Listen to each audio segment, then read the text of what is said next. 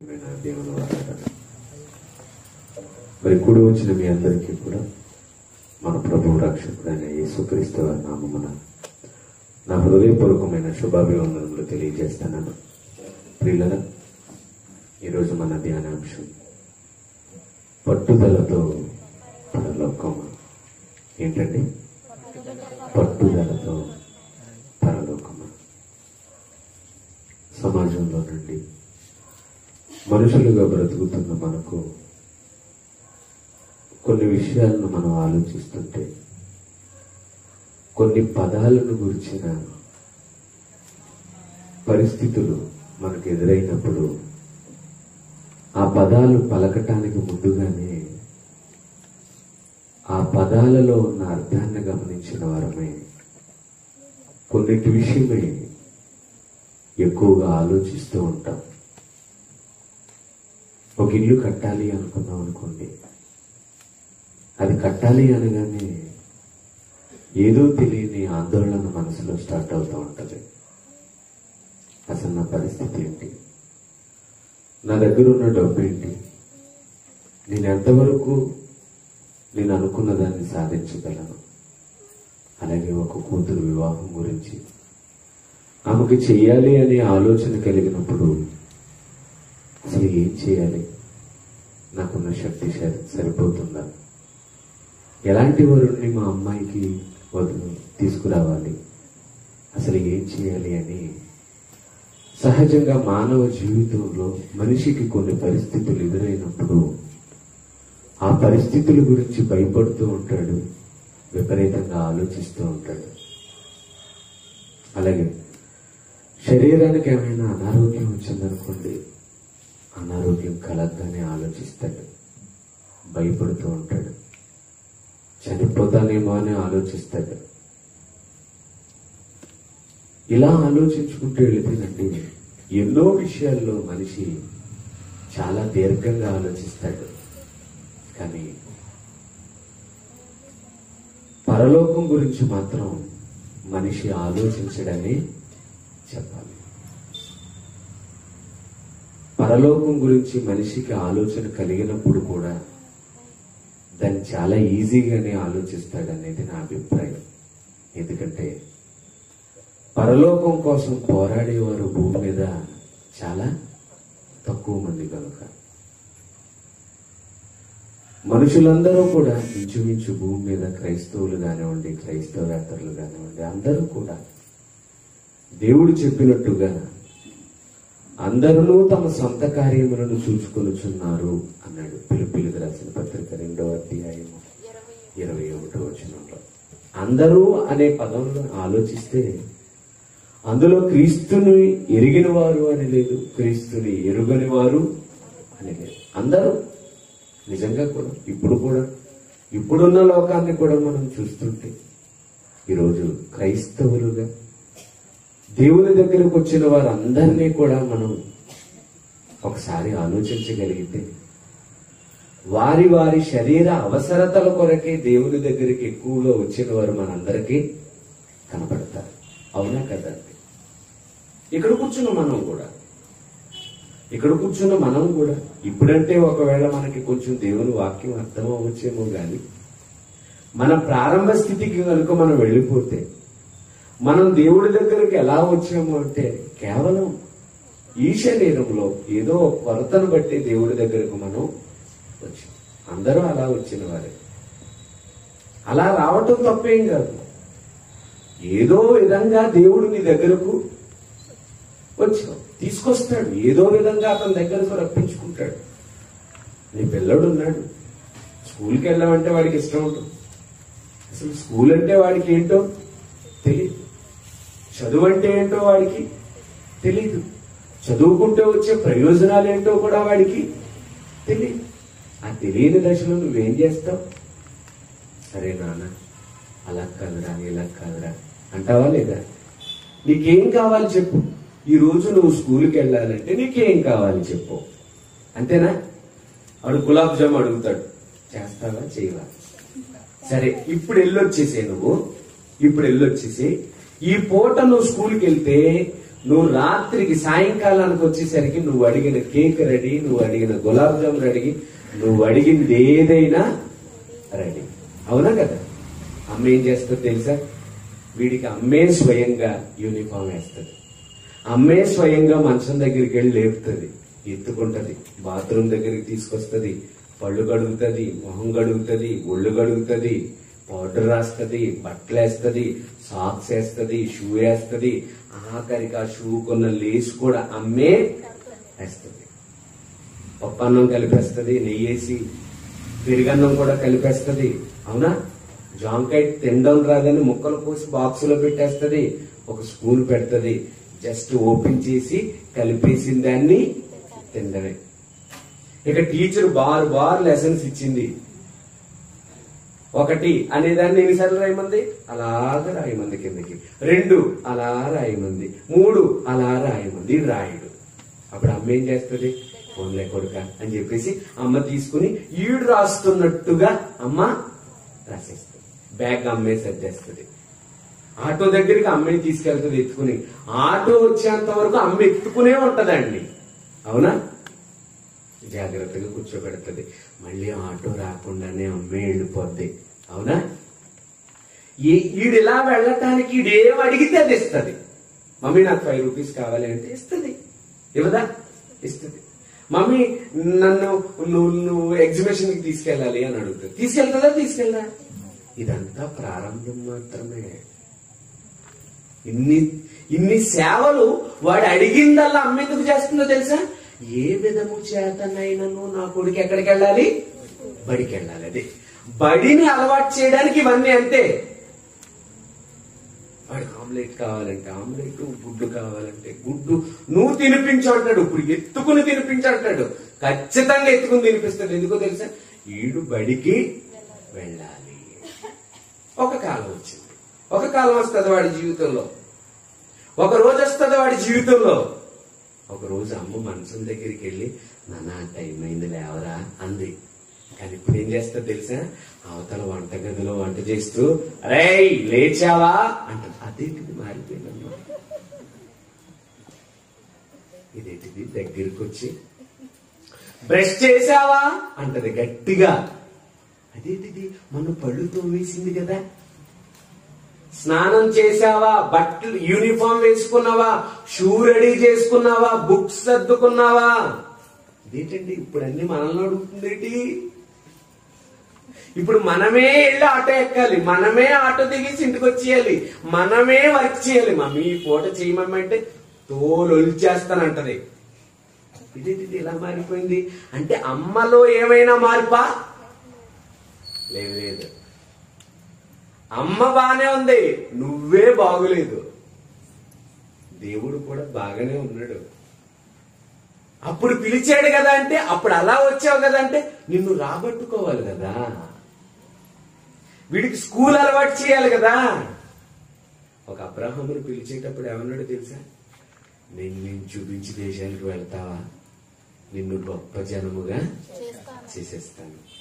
నిన్ను దీవించేవారు దీవించబడతారు, నిన్ను శపించేవారు శపించబడతారు. భూమిలో నీకంటే గొప్పవాడు ఎవడో కూడా ఉండడు. అంత గొప్పగా చేస్తాను మై సన్, నువ్వు వస్తావా అన్నాడు. తీసుకొచ్చాడా? తీసుకొచ్చి ఎప్పటి వరకు ఉన్నాడో తెలుసా? ఇదిగో ఈ ఇశ్రాయేలీయుల ప్రజలు 12 గోత్రముల వారిగా విస్తరించే వరకు వరాలే వరాలు. ఎవరికి? ఆంక్షలు లేవాళ్ళకి. వీళ్ళు 12 గోత్రముల వారు అయిపోయిన తరువాత, వీరు బానిసలుగా వెళ్లిపోయిన తరువాత మోషేని వీళ్ళకి నాయకుడిగా పెట్టి ఆ బానిసత్వం నుంచి విడిపించి, అదిగో ఆజ్ఞలు కలిగిన పలకలో ప్రభువు ముందు లేవు కదా ప్రభు ఆజ్ఞలు అంటే కుదరదు నాయన, మరి నువ్వు రావాలి కదా నా దగ్గరికి. అందుకే అన్నాడు, ప్రయాసపడి భారము మోసుకొనుచున్న సమస్త జనులారా నా యొద్దకు రండి, నేను మీకు విశ్రాంతి కలుగు చేతును అన్నదాకే క్రైస్తవ్యం ఆగిపోయింది. కింద ఇంకోటి అన్నాడు, మీ మీద నా కాడి ఎత్తుదును. అసలు కాడుందనే కదా అయ్యా దించుతానన్నావు. ఏంటి ఎలా ఆగిపోయిందో చూసారా, ఎక్కడ ఆపేసిందో చూసారా క్రైస్తవ్యాన్ని. రండి అనగానే వచ్చేసాం, అమ్మయ్య మనకి ఏ భారము. పౌలు గారు అంటున్నారు తెలుసా, సువార్త ప్రకటించవలసిన భారము నా మీద. భారమా? మరి ఇది ముందు చెప్పలేదు కదా, రండి మీకున్న భారాన్ని నేను దించుతా. నువ్వు అక్కడ దాకానే చదివావు దాన్ని, నువ్వు కిందకి చదివితే అసలు రహస్యాలు బయటపడతాయి. అవునా కదండి ప్రియమైన దేవుని పిల్లల, దేవుడు చాలా గొప్పవాడు. దేవుడు రాసిన ఈ మహావేదం కూడా చాలా గొప్పది. కానీ మనిషి దాన్ని చదవటంలో, దానిని అర్థం చేసుకోవటంలో, దాన్ని అనుసరించటంలో ఏమైపోతున్నాడు? విఫలమైపోతున్నాడు. మనస్సు తెలుసుకోవాలి. అందుకే అన్నాడు, ప్రభు మనస్సు ఎరిగిన వాడు. నీకు ఆయన మనస్సు తెలుసా? భార్యతో కాపురం చేయటం కాదు, భార్య మనస్సు భర్తకు అర్థం కావాలి. ఒక్కొక్క భార్య బాధపడుతూ ఉంటది. ఏమన్నా తెలుసా, ఏమండి మీరు ఏంటండి అలా దిగులుగా ఉన్నారా అని అడిగామనుకోండి, ఆమె ఏంటి నాకు దేనికి లోటు లేదండి, తిన్నంత తిండుందండి, నేను ఒక చీర అడిగితే మా ఆయన 2 చీరలు తెస్తాడండి, పిల్లలను కూడా బాగా చదివిస్తున్నామండి, చాలా ఆస్తుందండి, కానీ మా ఆయన గారు ఎప్పుడు మనసు విప్పు నాతో మాట్లాడరండి. అంటే ఈవిడికి ఎంత ఉందనేది ముఖ్యం కాదు ఈమెకి.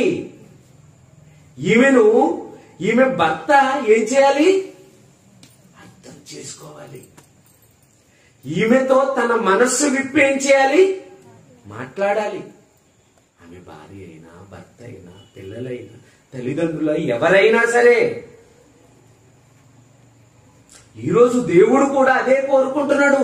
ప్రభు మనస్సు ఎరిగిన వాడు ఎవడు? ఈరోజు మోకరిస్తావు ప్రార్థన చేయడానికి. దేవుడు బాగోగులు ఎప్పుడైనా అడిగావా? నువ్వు చెప్పు. నువ్వెవరో తెలుసా? అరచేతిలో చెక్కుకున్న ఆయన ప్రతిరూపానివి నువ్వు. ఆయన బాగోగులు మేము అడగడం ఏంటండి అంటారా? అది పిచ్చి ప్రశ్న. మైకిల్ గారికి ఒక కూతురు ఉందండి, పెళ్లి చేశాడు, అత్తారింటికి పంపాడు. పెళ్లి చేసినప్పుడు వాళ్ళ ఆయనకి, వాళ్ళ అల్లుడి గారికి ఏవేవో ఇస్తానని వాగ్దానం చేశాడు. ఇప్పుడు భర్త గుర్తు చేశాడు, ఏమయ్యే మీ నాన్న ఏవో పండిస్తానన్నాడు, ఉంగరం అన్నాడు, వాచి అన్నాడు, అదన్నాడు, ఇది అన్నాడు, ఏమి లేదేంటే అంటే, సరేలేండి ఈసారి వెళ్ళినప్పుడు తప్పకుండా మా నాన్నగారు గుర్తు చేస్తానండి అని చెప్పింది. ఒకరోజు వచ్చింది. వచ్చిన తర్వాత, నాన్నగారు మరి మా ఆయనకి బండి ఇస్తానన్నారు కదా, ఏదో ఉంగరం చేయించుకోవడానికి డబ్బులు ఇస్తానన్నారు కదా, మాకు రిమైనింగ్ బ్యాలెన్స్ కట్నం అదేదో రావాల్సి ఉంది, అది కూడా ఇస్తానన్నారు కదా, అదే మాట్లాడదామని వచ్చానండి మీతోటి. సరే నాన్నగారు మరి ఉంటానండి అని వెళ్ళిపోయింది అనుకో. ఈయన పరిస్థితి ఎలా ఉంటుందో ఒకసారి మీరు ఆలోచించండి. బండి ఇవ్వటం ఈయనకి లెక్క కాదు, ఇవ్వవలసిన డబ్బులు ఇవ్వటం లెక్క కాదు, పెడతానన్న ఉంగరం కూడా ఆయనకి పెద్ద లెక్కేమి. వెంటనే భార్యని పిలుస్తాడు, ఏమండి నా మనసంతా చాలా బాధగా ఉంది. ఎందుకు బాధండి? కూతురు వచ్చింది కదైతే, ఇన్నాళ్ళు నేను దాన్ని పెంచేది కదైతే, నాన్నగారు మీరు ఎలా ఉన్నారని నన్ను అడగలేదే. బండి అంది, ఉంగరం అంది, డబ్బులు అంది, అదంది, ఇదంది తప్ప డాడీ మీరు ఎలా ఉన్నారు డాడీ అని మాత్రం నన్ను నిజంగా నేను తట్టుకోలేకపోతాను. అంటే ఈ తండ్రి ఆ కూతురు నుంచి ఆశిస్తున్నది ఏంటి? డాడీ మీరు ఎలా ఉన్నారు డాడీ, ఆ పలకలింపు, ఆ ప్రేమ, ఆ ఆప్యాయత, అది ఆ కూతురు దగ్గర నుంచి ఆయనకు కావాలి. ఏమండి ఆఫ్టర్ ఆల్ ఒక మట్టి మనిషే ఒక కూతురు నుండి అది కోరుకుంటున్నప్పుడు మనం ఎవరమండి? ఆయన కలలు గన్న ప్రతిరూపాలమా కాదా? కలలండి. కలలు గంటే మనం వచ్చాం ఇక్కడికి. కోట్ల సంవత్సరాల క్రిందట తన మెదడులో మెదిన ఆలోచనకే మనం అందరం రూపుదిద్దుకుని భూమి మీదకి, ఈ భూమి మీదకి వచ్చిన ఎవరండి దేవుని బాగు కోరుతున్నారు చెప్పండి? ఆయనకి ఏంటండి పరలోకంలో సూపర్ గా ఉన్నాడండి అనుకుంటున్నారా? లేదండి. మా నాన్నకేంటండి బోలెడంత ఉందండి అంటే కాదు. నువ్వు మనసు విప్పి నీ తండ్రితో నీ తల్లితో నువ్వు మాట్లాడాలి. ఈరోజు ప్రభు మనస్సుతో ఎంతమంది సరైన సంబంధం పెట్టుకున్నారు చెప్పండి? మీకుందా మంచి రిలేషన్? ఎవరితోటి? దేవుడితో. ఏవో మొక్కుబడిగా మోకరిస్తారు, మీ అవసరత లేదో ముందు మోకరించగానే పరలోకమందున్న డాడీ, తండ్రి, మిమ్మల్ని విడిచి వచ్చి నేను చాలా కాలం అయిపోయింది, మీరు ఎలా ఉన్నారు డాడీ? ఎక్కడ అలా అడగగానే ఆ తండ్రికి ఎలా ఉంటది? ఎలా ఉంటది?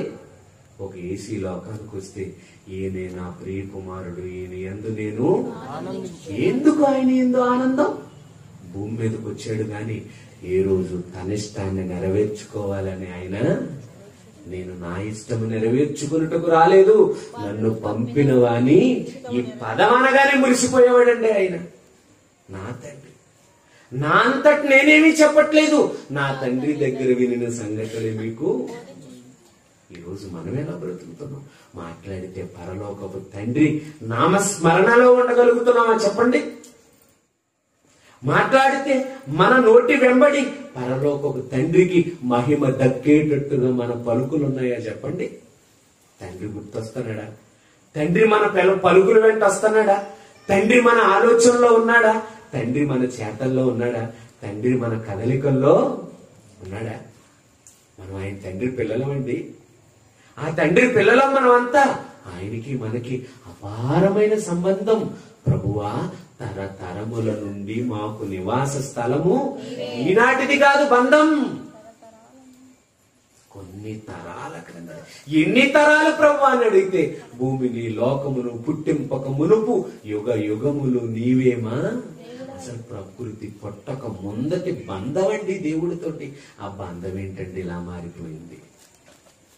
ఒక 20 లేకపోతే 10 సంవత్సరాలు కాపురం చేసిన ఇద్దరు భార్య భర్తలు విడిపోయారు అనుకోండి, 20 సంవత్సరాలు పెంచిన కొడుకు తండ్రి నుండి వేరైపోయాడు అనుకోండి, ఈ బంధం పగిలిపోయినందుకే మనుషులు చాలా బాధపడతారు. అలాంటి బంధాలు పోయినందుకు మంచాన పట్టేసిన వారు కూడా చాలా మంది. మరి మనకు ఈ దేవుడికి ఉన్న బంధం ఏంటో తెలుసా? తరతరాల బంధం. ఆ తరతరాలు ఎన్ని తరాలు అంటే, ఈ ప్రకృతి పుట్టక ముందటి ఈ బంధాన్ని ఎవరు కాపాడుతున్నారు చెప్పండి? ఈ బంధాన్ని ఎవరు కాపాడుకుంటున్నారు చెప్పండి? ఇది ఎంత విలువైన బంధము అని మనసు మమేకం చేసుకుని దేవుడితో సహవాసం చేస్తున్నారు చెప్పండి ప్రియమైన దేవుని పిల్లలు. అందుకే ఆయన గురించి పూర్తిగా అర్థం కాలేదు, ఆయన ఉన్న లోకం గురించి కూడా మనకి పూర్తిగా అర్థం కాలేదు. చనిపోయిన వాళ్ళందరూ వెళ్ళిపోతారు అనుకుంటున్నారు. ఎక్కడికి? పరలోకమా? క్రీస్తుని అంగీకరించి తండ్రి కుమార పరిశుద్ధాత్మ నామంలో బాప్తిసం తీసుకుని ఏదో సంఘానికి వచ్చి రొట్టె తీసుకుని ద్రాక్షారసం తీసుకున్నంత మాత్రాన, ఏదో ఒక సంఘంలో సభ్యుడిగా పేరున్నంత మాత్రాన పరలోకం వెళ్ళిపోతారా? పరలోకం అంత ఈజీయా? మైకిల్ గారు, మీరు రేపొద్దున అమెరికా వెళుతున్నారని చెప్పండి ఆయనతోటి. నేనా 10 సార్లు అంటాడు మీతోటి. ఏమన్నా తెలుసా? నేనెందుకు వెళ్తానండి బాబు, నాకు పనేంటి? చూసారు? పోనీ మీలో ఏ ఒక్కరినైనా మరి పొద్దుట మీకు దుబాయ్ ప్రయాణం ఖరారైందన్నాను అనుకోండి, ఎలా ఉంటది? బోళ్ళన్న ఆలోచనలు. మేమెందుకు వెళ్తాం అసలు? అక్కడికే మాకు సంబంధం ఏంటి? అసలు అక్కడికి వెళ్లాల్సినంత అవసరత మాకు, అక్కడ మాకేం పని ఉంది? ఎన్నో ఆలోచనలండి. పక్కూరు గురించి, మరి పరలోకం గురించి అబ్బాయి ఆలోచన ఏమక్కర్లేదు. తండ్రి, నేను చచ్చిపోతే మీ లోకంలో నేను అంత ఈజీనా? అంత ఈజీయా? పరలోకం అంటే అంత ఈజీయా? అవును, మనిషికి పరలోకం అన్నా ఈజీయే, నరకం అంటే ఇంకా ఈజీ తనకే. ఒక రాత్రి రైల్వే స్టేషన్ లో ఉండాల్సి వచ్చింది అనుకోండి, దోమలట నరకం చూపించినాయి అంట. ఏంటి? దోమ పోటుతోటి నరకాన్ని సమానం చేసేసుకున్నోడికి నరకంలో ఎలాంటి పరిస్థితులు ఉంటాయో మనం ఏం చెప్పగలం చెప్పండి? ఇంకా ఎవరైనా చక్కగా మొత్తం ఇల్లంతటికి సెంటర్లు వేసి పెట్టేసి, అటాచ్డ్ బాత్రూములు, మంచి సోఫా సెట్, మంచి సీలింగ్, మంచి కలర్స్ తో వేసేసాడు అనుకోండి, ఆ ఇంట్లోకి వెళ్ళొచ్చి ఏమంటాడు తెలుసా? ఏమండి, ఇల్లుందండి, స్వర్గాన్ని తలపిస్తుందండి అంటాడు. ఇల్లునేమో స్వర్గంతో పోల్చేసుకున్నాడు, దోమపోటునేమో నరకంతో పోలి చేసుకున్నాడు. ఇప్పుడు వీళ్ళకి పరలోకం గురించి నరకం గురించి మనం ఏం చెప్తే అర్థం అవుద్ది చెప్పండి? ఇల్లుని చూసినప్పుడల్లా స్వర్గం గుర్తొస్తుంది, దోమ పొడిచినప్పుడల్లా అంత ఈజీనా? చూసారా? అంత ఈజీ కాదు. కొన్ని మాటలు దేవుడు రాసిన వాటిని ఆలోచిస్తుంటే, అది చదివితేనే గుండెల్లో రైళ్లు పరిగెట్టిస్తున్నాయి. చాలా కాలంగా చదువుకుంటున్నాం బైబిలు, చాలా సార్లు చదువుతున్నాం బైబిలు, కానీ మనస్సు దాని మీద లేకపోవటం వల్ల మనకంత చలనం అనేది కలగట్లేదు. కానీ ఈరోజు ఆలోచిద్దాం. పట్టుదలతో సాధించాల్సిన లోకం పరలోకం వెళ్ళాలి అంటే ప్రతి ఒక్కడికి ఏముండాలో తెలుసా? పట్టుదల. పట్టుదల లేకుండా ఎవ్వరూ పరలోకానికి, నీకున్న పట్టుదల ఏంటి? చూద్దాం ఎలాంటి భయంకరమైన మాటలు దేవుడు రాశాడో చూద్దాం. మత్తయి సువార్త 7వ అధ్యాయము, మత్తయి సువార్త 7వ అధ్యాయము 14వ వచనం. ఇరుకు ద్వారమున ప్రవేశించుడి, నాశనమునకు పోవు ద్వారము వెడల్పును. నాశనానికి పోయే ద్వారం ఎలా ఉందట? వెడల్పు, విశాలం, వెడల్పుగా ఉంటది. ఏదారి? నాశనానికి పోయే మార్గం వెడల్పుగా ఉంటది, చాలా విశాలం. ఏమండి? విశాలంగా ఉన్నప్పుడు కష్టపడాలా? ఏమన్నా పోరాటం చేయాలా? యుద్ధాలు చేయాలా? ఏం చేయవలసింది లేదు. సినిమా హాల్ దగ్గరికి వెళ్ళామనుకోండి, టికెట్లు తీసుకుంటాక కౌంటర్ ఉంటుంది చూసారు? ఆ కౌంటర్ ఎలా ఉంటది? ఎలాగుంటది? అటొకటి ఇటొకటి ఇనుప రాడ్లతో పెట్టేస్తాడు. జస్ట్ ఒక మనిషి నుంచోవటమే అక్కడికి చాలా కష్టం. ఇప్పుడు టికెట్ కావాలి, వీడికి ఏం చేయాలి? వెనకాలోడు తోస్తుంటాడు, ముందోడు తోస్తుంటాడు. వెనకాతలోడు ముందోడు తోస్తుంటే ఈ గుండె ఏమవుతుంది? ఏమండి? గట్టిగా ఇద్దరు మనుషులు మనల్ని మధ్యలో పెట్టి అలా నలుపుతున్నారు అనుకోండి, ఎలా ఉంటది? ఊపిరాడదండి ఇక. అవునా? ఇప్పుడు అంత తోపులాట్లో ఏం సాధించుకురావాలి? వీడు టికెట్ కావాలి వీడికి. ఇప్పుడు బయట నుంచి చూశాడు, లైన్ చాలా పెద్దదిగా ఉంది. ఒకవేళ వెళ్ళామనుకుంటే ఇరుక్కుపోతాం అనుకుంటాడు. ఇప్పుడు వాడు సాధించగలడా? సాధిస్తాడా? సాధించలేడు, వచ్చేస్తాడు. ఇరుకు. ఎందుకని? చాలా ఇరుకుగా ఉంది. ఆ ఇరుకులో పోరాడడం అంటే మామూలు సంగతి మాత్రం కాదు. ఇప్పుడు విశాలంగా ఉంది, ఏం చేస్తాం? అయ్యో, బంగారులాగా తిరగచ్చు, మనకిష్టం వచ్చినట్టుగా దాంట్లో వెళ్ళొచ్చు. విశాలంగా ఉన్న మార్గం ఏది? ఇప్పుడు నాశనానికి వెళ్ళిపోయే మార్గం. కింద అంటాడు మళ్ళీ, ఆ దారి విశాలమునై ఉన్నది, దాని ద్వారా ప్రవేశించువారు అనేకులు. జీవమునకు పోవు మార్గము అనగా పరలోకానికి వెళ్లే దారి. ఇది ఎలా ఉంటదట? ఇరుకు. సంకుచితం అంటే అర్థం ఏంటో తెలుసా? చెప్పండి మీరు. ఆ దారి సంకుచితం అంటే అస్సలు కూడా ఆ దారిలో మనం వెళ్ళలేం. నిలబడడానికి కూడా అవకాశం ఉండదు. బాగా సంకుచితం, బాగా ఇరుకు, ఇబ్బంది, శ్రమ. ఎక్కడా? జీవమునకు పోవు మార్గం ఇరుకుగా ఉంటది. ఇరుకు మార్గంలో నువ్వు ఎలా పడితే అలా పోతావా? వెళ్ళకూడదు. ఒక పద్ధతి ప్రకారం వెళితేనే ఆ ఇరుకు మార్గంలో నువ్వేం చేయగలవు? ఇప్పుడు జీవానికి వెళ్లే మార్గం ఎలాంటిదట? ఇరుకు. ఇప్పుడు ఈ ఇరుకు త్వరలో ఏమంటే ట్రాఫిక్ ఎక్కువగా ఉందండి, ఏం చేయాలి? ఇప్పుడు మీకు ఏం కావాలి? ఇక్కడ ఇరిటేషన్ వస్తూ ఉంటది. ఇబ్బంది అవుతా ఉంటది. వెనకాతలోడు ముందోడు హార్న్ వేస్తా ఉంటాడు.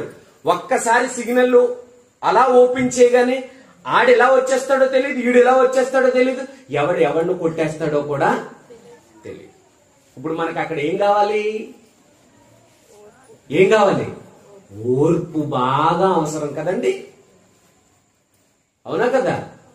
ఇరుకు ద్వారంలో మీకేం అవసరం? ఓర్పు అవసరం. మరి ఎంతమంది ఓర్చుకుంటున్నారు? అసలు మీ ప్రయాణం ఏమన్నా ఇరుగ్గా ఉందా అండి? వర్షం వచ్చింది, పాపం వాళ్ళు ఏం చేశారు? చాలా మంది వస్తారు కదా అని వంటలు చేసేసారు. కానీ వాళ్ళకేమనిపించింది? వర్షం అంటే ఇరుకని, నిన్ను వెళ్ళనివ్వకూడదని, నిన్ను ప్రవేశించనివ్వకూడదని, నిన్ను విన్నివ్వకూడదని. నువ్వు ఒకవేళ వింటే అది నీ జీవితాన్ని మార్చిస్తే నువ్వు పరలోకానికి వెళ్ళిపోతావని దాని ప్లాన్. ఎవరిది? అందుకే ఏం చేసింది? వర్షం పంపించింది. ఎల్లు నువ్వు. వీళ్ళు చూడు, వీళ్ళకి ఇరుగ్గా ఉంటే కుదరదు. వీళ్ళకి కొంచెం అసహనంగా అననుకూల పరిస్థితులలో ఉంటే మాత్రం దేవుడి దగ్గరికి వీళ్ళు రారు. వస్తారా? ఎండగాసినా ప్రాబ్లమే, వాన వచ్చినా ప్రాబ్లమే, మంచు వచ్చినా ప్రాబ్లమే. మరి ఏ కాలంలో వస్తావు నువ్వు దేవుడికి? ఇక పోయే కాలంలో తప్ప మరి ఏ కాలంలోనూ రావు నువ్వు. దేవుడా దేవుడా దేవుడా దేవుడా దేవుడా దేవుడా అని ఎప్పుడంటాడో తెలుసా మనిషి? ఈ కీడికి పోయే కాలం. ఈడు దేవుడా దేవుడా అంటున్నాడంటే అర్థం ఏంటో తెలుసా? అదేంటండి ఇలా అంటున్నారంటే, అప్పుడే ఆవిడకు కావాలండి. ఆర్టీసీ వాడికి అవసరం లేదు నువ్వు, రైల్వే వాడికి అవసరం లేదు నువ్వు, అవునా ఏంటి? ఏ డిపార్ట్మెంట్కి అవసరం చెప్పు నువ్వు? ఏ డిపార్ట్మెంట్కి అవసరం లేని వాళ్ళందరూ దేవుని డిపార్ట్మెంట్కి వస్తారండి. కానీ దేవుడు ఏమన్నాడు తెలుసా? నీ బాల్య దినముల యందే నీ సృష్టికర్తను స్మరణకు, ఇప్పుడు వీటి యందు నాకు సంతోషము లేదని ఫుల్లుగా తాగేసి 2 కిడ్నీలు ఫెయిల్ అవ్వకముందే శుభ్రంగా వ్యసనాలకు వెళ్లి ఉన్న ఆస్తినంతటిని పోగొట్టుకోక ముందే రమ్మన్నాడా? ఇప్పుడు గొప్ప సాక్ష్యం చెప్తారు. ఏమన్నా తెలుసా? అన్నీ పోయాయి, అప్పుడు వచ్చేసాను నేను దేవుడికి. అప్పుడు దేవుడు ఏమంటుంది? ముందు అర్జెంటుగా గింటేయండి. యవన కాలమందు పుట్టిన కుమారులు బలవంతుని చేతిలో. అసలు బలం కావాలి దేవుడికి. బలం పోయాక ఇప్పుడు అయ్యగారు వస్తారు, అంతా అయిపోయిన తర్వాత ఈ జబ్బా కూడా ఆ జబ్బా కూడా కట్టుకుని ఎదిగెక్కించాలి. గట్టిగా 4 మాటలు చెప్పాడంటే లీటర్ బాటిల్ తాగేస్తాడు. ఇప్పుడు వచ్చేద్దరంట ఎవరి దగ్గరికి? సంపూర్ణంగా దేవుడి సేవ. అప్పుడు ఆయన ఏమంటాడు? అరే అసలు నా గురించి నీకేమైనా తెలుసా? నాకు అర్పణ ఎవడన్నా అర్పిస్తేనే ఎలాంటి అర్పణ కావాలి నాకు? ఒకనాటు ధర్మశాస్త్ర కాలంలో పేలవి గాని, బలహీనమైనవి గాని, కడగా ఉన్నవి గాని ఆయనకు అవసరం లేదు. మొదటిది మొదటిది మొదటిది తొలిచూలిది. అది ఎలాగుండాలి? మంచి బలంగా ఉండాలి. నాకు అర్పణే బలంగా ఉండాలని నేను అనుకుంటే, నువ్వేంట్రా అన్ని అయిపోయాక నాకు అర్పణ అంటావేంటి? ముసులు తోలు వేసుకుని, ముసులు మొక్క వేసుకుని, ముసులు గళ్ళు వేసుకుని చేయనోరమై. ఇది రియల్ సార్. ఇది చెప్తే సమాజానికి దేవుడు అలాగంటాడండి. దేవుడు ఇంకా గొప్పగా అంటాడు. నేను ఇంకెలా చెప్పాను నీకు సంతోషం, నేను కాబట్టి. దేవుణ్ణే గనక సీన్ లో పెట్టాననుకో, నో మోర్ ఆర్గ్యుమెంట్స్. ఎవడరా అలాంటోడు, ముందని నిలబెట్టండి, కాలి చేస్తానంటాడు అంతే. నేను ఇప్పుడు ఏమంటే ఒక యవన వయసులో ఉన్న పిల్లోడికి పెళ్లి చేయాలండి, ఎలాంటి భార్యను కోరుకుంటాడు? ఒరే ముసలమ్మకం అయితే కానీ చాలా అందంగా ఉందంటే ఎలా గురించి చెప్పండి. డాడీ ఆ ముసలిమొఖం నాకు ఎందుకు డాడీ? ఏమంటే మీకే భార్యలు కావలిస్తే, మీకే భర్తలు కావలిస్తే మీకెలాంటి వాడు కావాలి? ఆఖరికి మీ ఇంటికి పనోడు ఒకటి పెట్టుకోండి. ఆ పనోడు కూడా ఎలా ఉండాలి? ఓ ముసలోడు వచ్చి, అండి నేను మీ ఇంట్లో మొత్తం పనులన్నీ చేస్తానండి, మీకు సమర్పించేసుకున్నాను అని అన్నాడు అనుకో, ఏమంటావు? ఒరే నీ పని ఎలాగున్నా కానీ నీకు మేము ఎదురు చేసేటట్టు ఉన్నావురా బాబు. నువ్వేమొద్దుగా నీ ఫోటో వచ్చావు కాబట్టి అన్నం తినేసి, నీకు పనోడు మంచోడు కావాలి, నీకు భార్య మంచిది కావాలి, నీకు భర్త మంచోడు కావాలి. దేవుడికి మాత్రం ఎలాంటి వాడు వస్తాడంట? కళ్ళ పెద్ద బోతాలు ఎత్తుకుని, సోడా బుడ్డ అద్దాలు ఎత్తుకుని వస్తాడు, కనపడవు. ఇదంతా ఎవడాడుతున్న గేమో తెలుసా? ఇదంతా ఎవడ మనతో ఆడిస్తున్న గేమో తెలుసా? దెయ్యంగాడు. ఎందుకు ఆడిస్తున్నాడో తెలుసా? మనం ఎవ్వరము పరలోకం వెళ్ళిన వాడికి. అందుకే నాశనానికి పోయే ద్వారాన్ని ఏం చేశాడు? విశాలంగా పెట్టాడు. జీవానికి పోయే మార్గాన్ని ఏం చేశాడు? ఇరుకుగా పెట్టాడు. ఆ ఇరుకులు ఎలా ఉంటాయో తెలుసా? అసలు బాబు మాకు ఎందుకు వచ్చింది తెప్పలివి, మేము వెనక్కి అన్నట్టుగా ఉంటాయట. అందుకే పౌలు గారు తన సేవా జీవితాన్ని ప్రారంభించినప్పుడు యేసుప్రభు కాలంలోనేమో యేసు చెప్పిన మాట ఇది. ఏమని?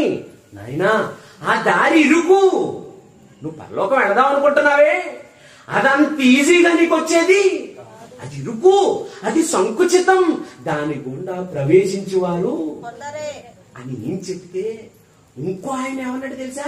అదే పౌలు గారు అపోస్తలుల కార్యములు 14వ అధ్యాయము 22వ వచనం. అపోస్తలుల కార్యములు 14వ అధ్యాయము 22వ వచనం. శిష్యుల మనస్సులను దృఢపరచి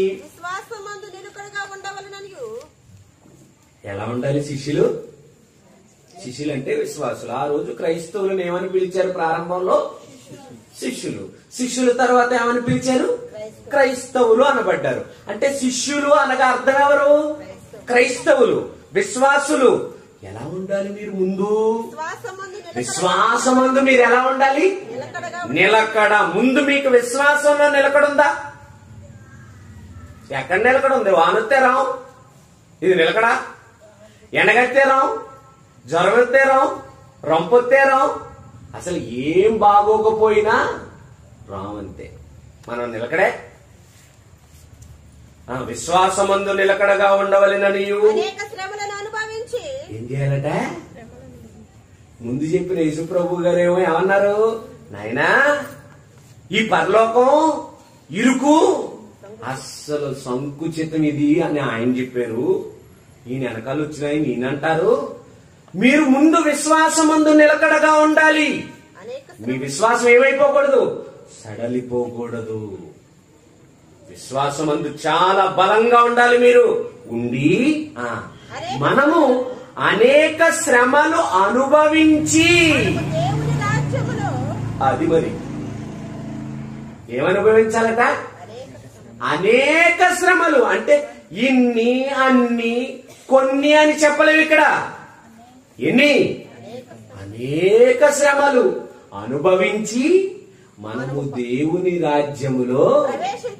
మరిన్ని శ్రమలు అనుభవించాలంటే నీకేముండాలా? పట్టుదల ఉండాలా వద్దా? అసలు ఇక్కడ కూర్చున్న మీరే ఆలోచించండి. అసలు మీరేమైనా శ్రమలు అనుభవించగలుగుతున్నారా? ఈ పొట్ట కోసం కాదు సుమండోయ్. బ్రతకడానికి 1,00,000 బాధలు మనందరికీ, అవునా కదా? బ్రతకటం అనే దాన్ని పక్కన పెట్టండి. మీకున్న చాలా మంది శారీరక శ్రమలు కూడా దేనికి అన్వయింపు చేసేసుకుంటారు? ఆత్మకి. ఇక్కడ మీకు మాట చెప్తాను. పౌలు గారిని రాళ్లతో కొట్టారు. ఎందుకు కొట్టారు? కొరడాలతో కొట్టారు. ఎందుకు కొట్టారు? మాట్లాడుతుంటే మూతి మీద కొట్టారు. ఎందుకు కొట్టారు? వాడ పగిలిపోయి ఒక రాత్రి పగలంతా కూడా ఎక్కడున్నాడు? సముద్రంలో ఉన్నాడు. ఎందుకున్నాడు? ఎవరి కోసం ఉన్నాడు? భార్య కోసమా? పిల్లల కోసమా? ఆస్తుల కోసమా? మరి దేనికోసం? ఒక్కటే కాన్సెప్ట్. ఏంటి? ఈ రాజ్య సువార్త సకల జనులకు సాక్షార్థముగా ఏం చేయాలి? ప్రకటించాలి. అంతేనా కదా? ఈ రోజు మనం ఎందుకు పడుతున్నాం బాధలు చెప్పండి? కొన్ని ఆర్థిక పరమైన ఇబ్బందులు మనకి ఎందుకు? దేవుని సేవకి ఏమైనా ఇచ్చేసా? ఏంటి? ఆరోగ్యం పాడైపోయి బాధపడుతున్నావు, దేవుని సేవలో వాడేశా? నీకున్న ప్రతి సమస్యకు, బాధకు పక్కన ఒక కారణం రాసుకో. ఏది దేవుని కోసం వచ్చింది, ఏది నీకోసం వచ్చింది. చాలా మంది కూర్చుంటే లేగలేరు, లెగిస్తే కూర్చోరు. ఎందుకు అయిపోయింది అలా జీవితం? ఎవరి కొరకు అయిపోయింది? దేవుడు ఇక్కడ చెప్తున్నాడు పరిశుద్ధాత్మ ప్రేరణతో, మనము అనేక శ్రమలు అనుభవించి. గతంలో లాగా నిన్నెవరో కొరడాలతో కొట్టరు, గతంలో లాగా నిన్నెవరో రాళ్ళతో కొట్టరు, గతంలో లాగా నువ్వు మాట్లాడుతుంటే నిన్నెవడో వచ్చి మూతి మీద కొట్టేయడు. మరి ఇంకేంటి శ్రమలు అంటున్నావా? ఇదిగో మాట్లాడుతూ మాట్లాడుతూ నువ్వు ఆయన కోసం బలైపోవాలి. ఆలోచిస్తూ ఆలోచిస్తూ నువ్వు ఆయన కోసం బలైపోవాలి. నీకున్న సంపాదనను కరిగించి ఆయన సేవ చేయటం కొరకు సంపాదనను నువ్వు బలిగా. ఇవి బలులు, ఇవి నష్టాలు, ఇవి కష్టాలు, ఇవి బాధలు. మరి రోజు ఏది బాధ మనకి? ఉత్తిన వస్తుందా? ఏదది? పరలోకం. అసలు పరలోకం ఒట్టూరుకుని ఏసుకే రాలేదు, నీకెందుకు వస్తుంది? ఏసే అనేక శ్రమలు అనుభవించి, అనేక శ్రమలు అనుభవించాడు యేసు. ఆయన హెబ్రీయులకు రాసిన పత్రిక 5వ అధ్యాయము 7వ వచనం అండి. ఏమంటే ఆయన వచ్చిన లోకం ఆయన వెళ్ళిపోవాలండి, పట్టుదలతో బ్రతికాడండి. కళ్ళు ఎన్ని ఆకర్షిస్తాయండి బాబు, అసలు మనసు ఎంత ఆకర్షిస్తదండి, చేతులు ఎన్ని కోరుకుంటదండి, పాదాలు ఎక్కడెక్కడికో వెళదామంటదండి. అందా? అయ్యో ఒక్కసారి రంగుల రోకానికి చూపించండి వెళ్ళి. అప్పుడప్పుడు సిటీల్లోకి వెళ్ళినప్పుడు వాళ్ళు వేసుకుంటున్న బట్టలు, వాళ్ళు ప్రవర్తిస్తున్న విధానం చూసి అప్పుడప్పుడు అనుకుంటాం అనమాట, అమ్మయ్య ఈ దౌర్భాగ్యకరమైన ఏరియాలో దేవుడు మమ్మల్ని పుట్టించాలి. ఒకవేళ అక్కడ పుట్టించుంటే ఏం చేద్దామో మేము. ఏం తెచ్చు మనకి? ఎందుకు అలా అనిపిస్తుంది? అక్కడికి వెళ్ళగానే ఆ రంగురంగుల లోకం, ఆ మనుషులు ప్రవర్తిస్తున్న విధానం ఏంటి, ఎలా ఉన్నారు వెరైటీ గేళ్ళు, ఈ బట్టలు ఏంటి సగం బట్టలు అన్ని పూర్తిగా వేసుకోరా ఇళ్ళు. అసలు పూర్తిగా వేసుకోవటం మానేసారండి. ఆ టీవీలో వాళ్ళు వేసుకోరు, రోడ్డు మీద వీళ్ళు వేసుకోరు. వాళ్ళు ఏదైతే ఇది వాళ్ళు వేస్తారు. ఏంటి గోల్ మనకి? ఇవన్నీ ఎందుకు జరుగుతుందో తెలుసా? శరీరాశ, నేత్రాశ, జీవకుడంబం, ఇవన్నీ లోకంలో ఉన్నాయి. ఇవి దేవుని వలన పుట్టినవి. ఎప్పటి నుంచి ఉన్నాయి? ఆది నుండి. మనిషి పుట్టిన దగ్గర నుండి ఇవన్నీ ఉన్నాయి. ఆడు దెయ్యంగా మారిపోయి భూమి మీదకి వచ్చిన దగ్గర నుండి ఇవన్నీ ఉన్నాయి. ఇవన్నీ ఆడు సృష్టించేశాడు. ఈ లోకాధికారం అంతయు వాడికి అప్పగింపబడింది. మార్చేశాడంతే లోకాన్ని అంతటినాడు. మన కళ్ళుకు ఇంపుగా అందంగా తయారు చేసేసాడు దీన్ని. ఈ రంగురంగుల లోకాన్ని చూసుకుని ఎవరిని మర్చిపోతానో తెలుసా? మనం దేవుడిని పక్కకు పెట్టేస్తున్నాం. ఇరుకు ద్వారం గురించి ఆలోచన లేదు. అనేక శ్రమలు అనుభవించాలన్న తలంపే మనకి లేదు అసలు. ఏది శ్రమ అండి? పరలోకం అండి మన కళ్ళ ముందున్నది. మన ముందున్నది మన మరణం తరువాత మనకు దక్కబోయేది పరలోకం. ప్రియమైన దేవుని పిల్లలారా, పరలోకం గురించి మీ మనసులో మీకు ఎలాంటి అభిప్రాయం ఉంది? పరలోకం కావాలి అంటే మీకు పట్టుదల చాలా అవసరం. లూకాసు వార్త 13వ అధ్యాయము 24వ వచనం. లూకాసు వార్త 13వ అధ్యాయం 24వ వచనం. ఆయన వారిని చూచి ఇరుకు ద్వారమున ప్రవేశింప. ఏం చేయాలి? నువ్వు పరలోకానికి వెళ్ళాలి అంటే పోరాడాలి. ఏం చేయాలి? పోరాటం. మరి మనకేది పోరాటం? జీవన పోరాటమే ఉంది మన దగ్గర. పరలోక పోరాటం లేదు. పరలోక పోరాటం ఉందా? ఇదిగో పోరాటం అంటే ఇలా ఉండాలి. ఎన్ని కార్యక్రమాలండి. ఫోన్ చేస్తారు ఆయన, అన్నయ్య మంచి టైటిల్ కావాలి. ఆయన మాట్లాడే మొదటి మాట ఏంటో తెలుసా?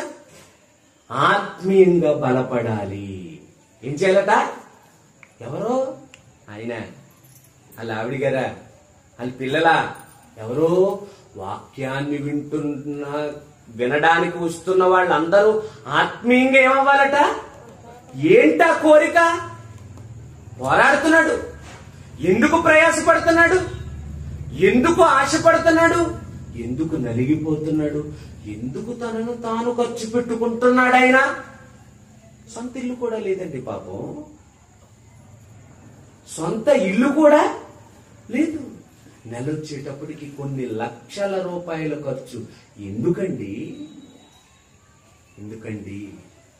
ఒకనాడు ఇటలీ పటాలమనబడిన పటాలములో శతాధిపతి అయినా కొర్నేలి అనే ఒకడున్నాడటండి. ఆయన ధర్మ కార్యాలు ఎక్కడికి వెళ్ళాయో తెలుసా? అది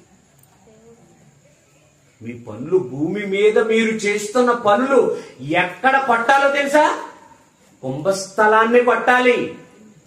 ఇల్లు లేకపోయినా, ఎన్నో ఆర్థికపరమైన పరిస్థితులు ఉన్నా, వచ్చిన రాబడిలో చాలా మట్టుకు దేవుని సేవ కోసం వ్యయపరుస్తూ అనేకులను దేవుని వాక్యంలో నింపాలనే కోరిక దేనికో తెలుసా? ఆయన చేస్తున్న ప్రతి ధర్మకార్యం ఎక్కడికి వెళ్ళాలి? దేవుని సన్నిధిలో జ్ఞాపకార్థముగా చేరిపోయేట. మరి మనం ఏం చేయాలి? మనం విని చక్కగా ఇంటికి వెళ్ళిపోవాలి, అంతేనా? లేదండి, మీరు కూడా మీ ధర్మ కార్యాలు దేవుని గ్రంథములో వ్రాయబడేటట్టుగా మీరు భూమి మీద బ్రతకాలి. ఏ ఉద్దేశాన్ని బట్టి మీకు పరలోకంలో స్థానం ఇవ్వాలి అండి. ఆఫ్టర్ ఆల్ ఆంధ్రప్రదేశ్ లో ఒక చిన్న పార్టీ ఉంటది. అది తెలుగుదేశం అవ్వచ్చు, అది కాంగ్రెస్ అవ్వచ్చు, అది వైసీపీ అవ్వచ్చు, మరితరిత ఏదన్నా అవ్వచ్చు. నేను వెళ్ళాను అనుకోండి, ఏమండి మీ పార్టీలో నాకు టికెట్ ఇవ్వండి అని అడిగాను అనుకోండి, ఇస్తారా?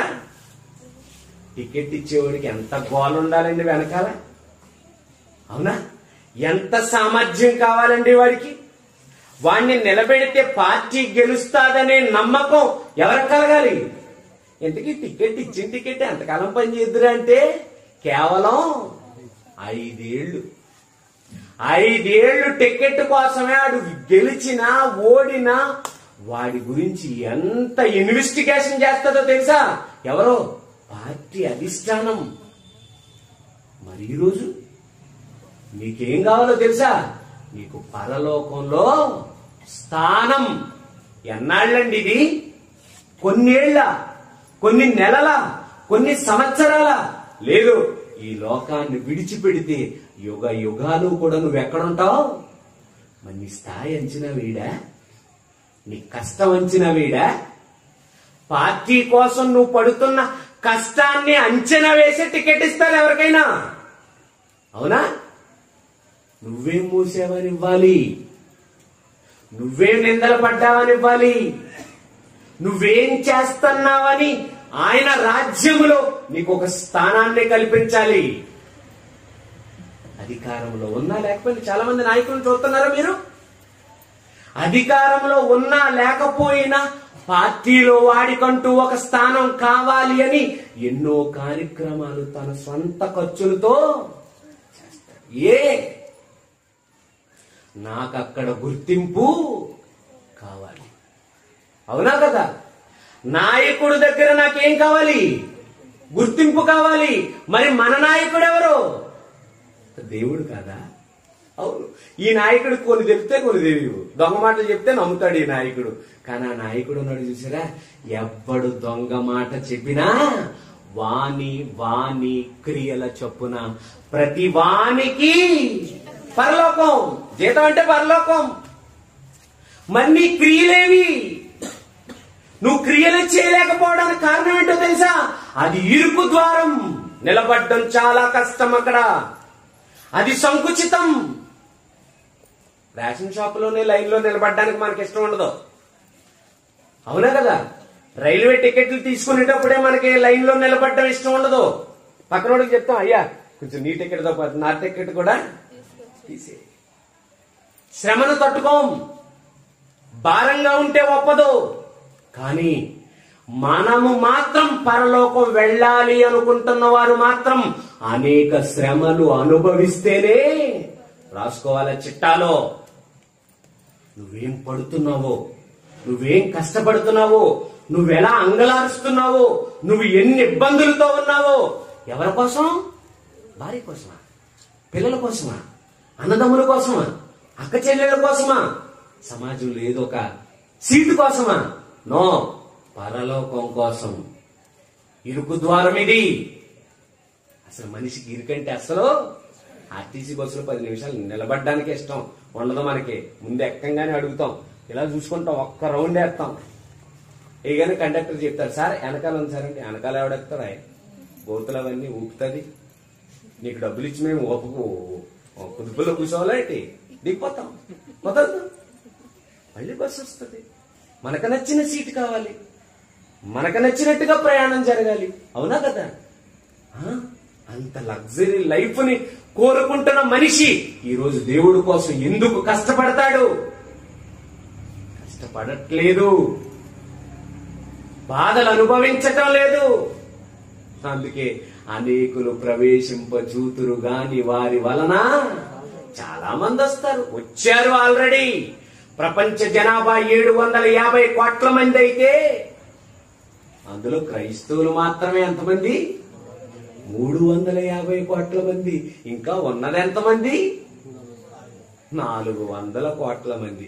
ఈ 400 కోట్ల మందిలో హిందువులు ఉండాలి, ముస్లింలు ఉండాలి, సిక్కులు ఉండాలి, జైనులు ఉండాలి, బౌద్ధులు ఉండాలి. అబ్బో, ఇంకెన్ని మతాలు అయితే ఉన్నాయో వాళ్ళందరూ 400 కోట్లలో వాళ్ళు ఉండాలి. కేవలం 350 కోట్ల మందిలో ఎవరున్నారు అంటే అత్యధిక జనాభా, అత్యధిక సంఖ్య ఎవరిది? క్రైస్తవులదే.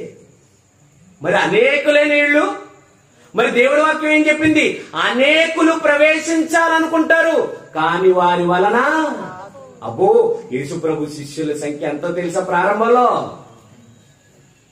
ఎంతమంది? 80 మంది. ఎంతమంది అండి? 70 మంది. ఈ 70 మందికి ఒక్క మంచి ప్రసంగం చేశాడు అనమాట యేసు ప్రభు. ఏం ప్రసంగం కాదు, యోహాను సువార్త 8వ అధ్యాయమే ప్రసంగం. ఏమన్నాడు? నా రొట్టెను తిని, నా శరీరము తిని నా రక్తము త్రాగువాడే నిత్య జీవము గలవాడు, అంచెదే నాన్న అని లేపుతాను అన్నాడండి. అనగానే 2 చెవులు మూసుకున్నారటండి కొంతమంది. ఏమన్నారు వెంటనే?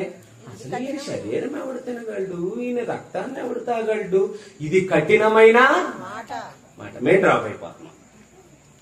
అప్పుడు యేసు ప్రభు మిగిలిన 12 మంది దగ్గర కూడా వెళ్ళాడు. ఏమన్నాడు తెలుసా? మీరును వెళ్ళిపోవాలనుకుంటున్నారా ప్రియులారా? అప్పుడు వాళ్ళు అన్నారు, ఏమన్నా తెలుసా? సీమోను పేతురు, ప్రభువా మేము ఎక్కడికి వెళ్తాం ప్రభువా? నీవే నిత్య జీవపు ఓటలు. 70 ఎంతకు పడిపోయింది? 12కు పడిపోయింది. ఇగో ఇక్కడ కూడా మీలో చాలా మంది ఉన్నారు కదా, మీ దగ్గర ఒకరు సేటట్టుకొస్తారు అనమాట. దేనికి? చెరగడానికి. ఒకసారి గొడ్లట్టుకు వచ్చేదంట డైరెక్ట్ గా. దేనికి? వేసేస్తాడంతే. ఏంటి వీళ్ళు బోధలన్నీ ఇలాగే ఉంటాయి అనుకోకండి. బోధ అంటేనే ఇది. అవునా కదా? ఎలిమెంటరీ స్కూల్లో చెప్తారు ఎలాగా, వాళ్ళు అక్కడ అల్లరి చేస్తూ ఉంటారు, ఇది ఇక్కడ ఫోన్ మాట్లాడుకుంటూ ఉంటారు. ప్రభుత్వ పాఠశాలలో జరిగేది అదే కదా. లేకపోతే 2 కాళ్ళు డెస్క్ మీద పెడతాడు మాస్టర్, వెనకాల ఇలా చేతులు పెట్టుకుని నిద్రపోతాడు. ఒక ప్రైవేట్ స్కూల్కి వెళ్ళామనుకో, ప్రతి స్కూల్ క్లాస్ రూమ్ లో కూడా సీసీ కెమెరా ఉంటది. ఈ సీసీ కెమెరా ఫుటేజ్ అంతా కూడా ఎవరి దగ్గర ఉంటది తెలుసా?